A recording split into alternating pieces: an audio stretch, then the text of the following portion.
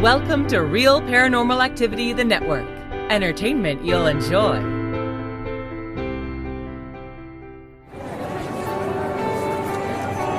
You are listening to an RPA production, where people gather.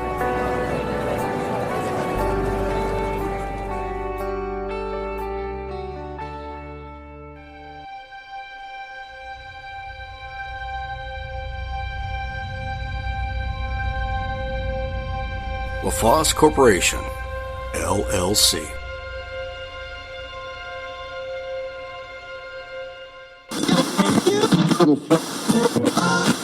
Hello, my Mysterians. Welcome to another episode of Terry's Mysterious Moments. This is a rather disturbing story I want to talk about today, in that it's factual. It's actually happening. There are reports, police investigations being done, and it has relatives in each and every decade, seems like. One of the most frightening scenarios which exists in this sick and twisted world is that of sudden and very unexpected death. This scenario held sway over Austin, Texas, just a short time before the Jack the Ripper murders occurred in the Whitechapel district of London, England. The servant girl annihilator, also known as the Midnight Assassin, was an unidentified serial killer who preyed upon the city of Austin in 1884 and 1885. The nickname originated with the writer O. Henry, whose real name was William Sidney Porter, and William Sidney Porter spent a good bit of time in Austin. Of course, he's the man that wrote the story, The Gift of the Magi. In this servant girl annihilator case, a series of 8 axe murders were referred to by contemporary sources as the servant girl murders, while the perpetrator was known as the servant girl annihilator. December 26, 1885 issue of the New York Times reported that, quote, the murders were committed by some cunning madman who is insane on the subject of killing women. They had a way with words back then. The murders represent an early example of a serial killer operating in the United States 3 years before the Jack the Ripper murders in Whitechapel in London. Over the following years, serial killers have frightened a multitude of populations. The servant girl annihilator, as I mentioned, Jack the Ripper, as I mentioned, H.H. Holmes, the Zodiac Killer, the Phantom in Texarkana, Son of Sam, Richard Ramirez, the so-called Night Stalker, the Green River Killer, the Freeway Killer, the Hillside Strangler, the Boston Strangler, the Atlanta Child Murders, Ted Bundy, BTK, and too many others I haven't named. According to author Philip Sugden, in The Complete History of Jack the Ripper, the conjecture is made that the Texas Killer, here in Austin, and the Jack the Ripper were one and the same man. And it originated in October of 1888 when an editor with the Atlanta Constitution suggested the idea following the murders of Elizabeth Stride and Catherine Eddowes by Jack the Ripper. Since 2022, reportedly, there have been at least 12 dead bodies found in or around Lady Bird Lake near downtown Austin, with a handful more dating back to 2008. For several years now, locals and tourists alike have been floating rumors of a serial killer, sometimes referred to as the Rainy Street Ripper, who allegedly kills people out in the area. But people have also been complaining about the lack of lighting and the pedestrian safety features near this body of water, which the city has recently made progress on.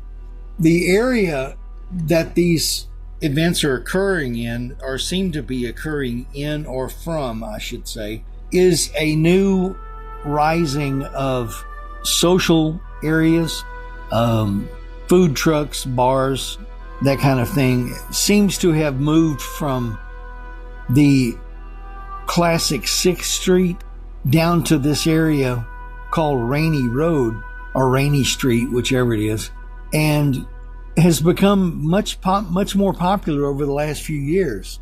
There have been a couple of men who have been attacked, and mostly the victims are men. There have been a couple of women, but the police don't seem to include them in the group. The men have been attacked but have survived, although they have little to no memory of their incidents. And chemical testing in some cases have shown high probability that the victims were drugged, most likely by Rohypnol. As I said, there were a couple of cases that, due to outstanding differences in circumstances, are not included in this particular group of cases. Some of the victims were brought out of the water with very unusual injuries, only word for them, on the bodies. One of the survivors, who claims no memory of the incident, seems to have been dropped off an overhead bridge into the shrubbery alongside the pedestrian pathway below the bridge. Another man had very serious injuries when found, but both these victims seems to have made great strides in healing. While most of the victims have been males, like I said, there have been a few women. The particular area where these incidents happen is a very socially active area with a hive of bars and food trucks, foot traffic, lots of foot traffic. So it's odd that no one sees anything. This is one of the strange and eerie and frightening parts of the cases, that no one sees anything. No one saw anything in London in 1888 when Jack the Ripper was killing women.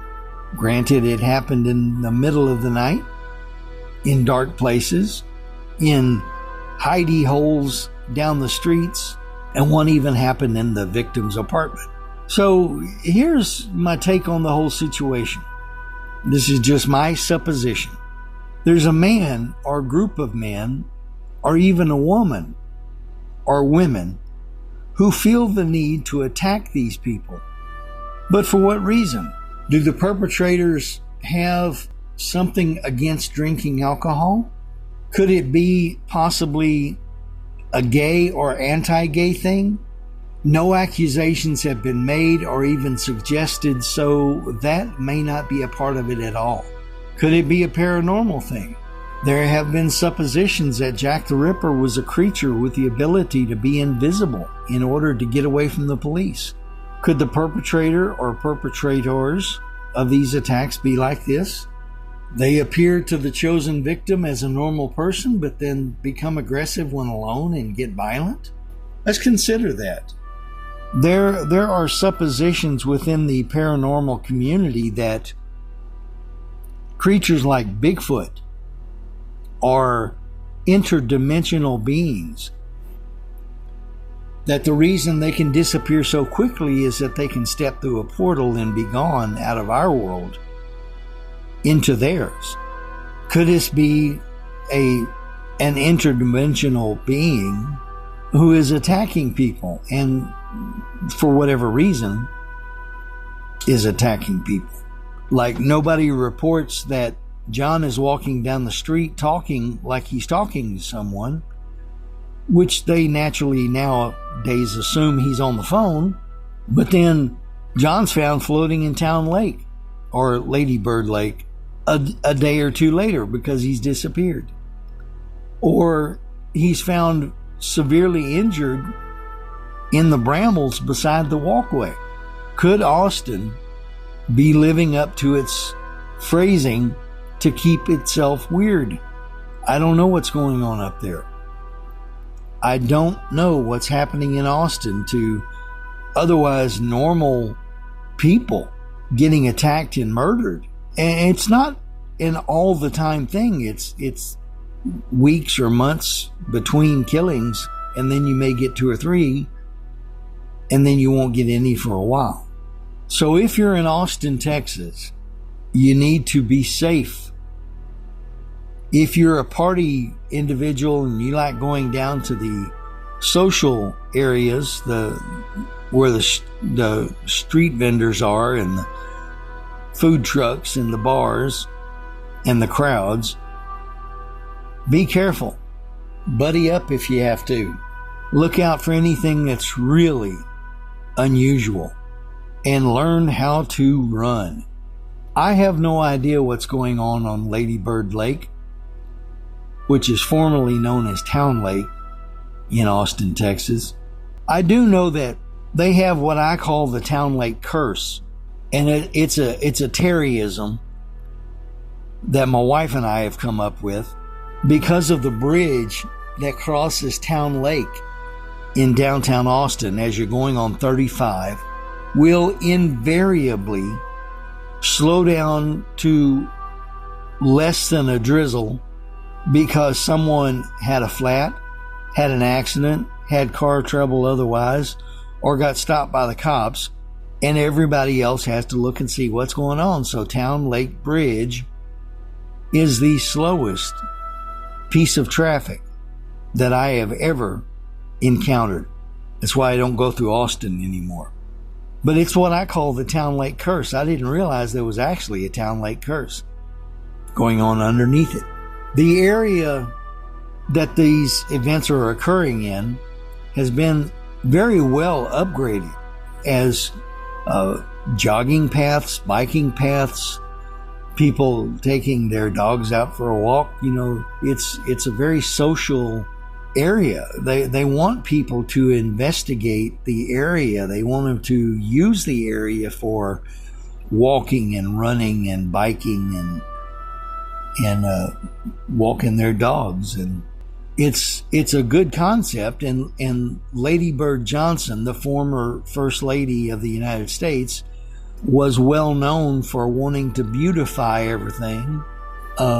She's well known in the state for her love of wildflowers and wanting to make everything pretty. And there's nothing wrong with that. Austin deserves a nice place for people to be able to be out in public and be out in the sunshine, in the rain if they want to be, you know, for lovers to take strolls together, for friends to just hang out. There's nothing wrong with that, but these things are happening that are frightening people. They're frightening an entire population. And when serial killers strike, it's usually over and done with before anybody knows it's happened. Much of the time, you only get the after effect, which is the finding of the body. You know, we didn't see anything. He was walking along and then he was gone. You know, that kind of concept. So as I said, I have no idea what's going on Lady Bird Lake, formerly known as Town Lake in Austin, Texas. I simply put forth a possibility that this could be an interdimensional situation. That's strange, I know. Believe me, my mind kind of rejects it. But one of the things about mysteries is they cause you to ask, what if? Anyway, that's what I've got for this week. I'm sorry it's such a short story, but that's what's going on in my area of the world. I'm in San Antonio, and this is in Austin. And I just wanted to touch on the story and remind people that it's happened before, and it may just be happening again. Anyway, folks, be safe this week. Have a great week. And come back and listen to us again at Terry's Mysterious Moments. Visit with us, and we'll talk to you later. This is Terry from Texas. Bye-bye.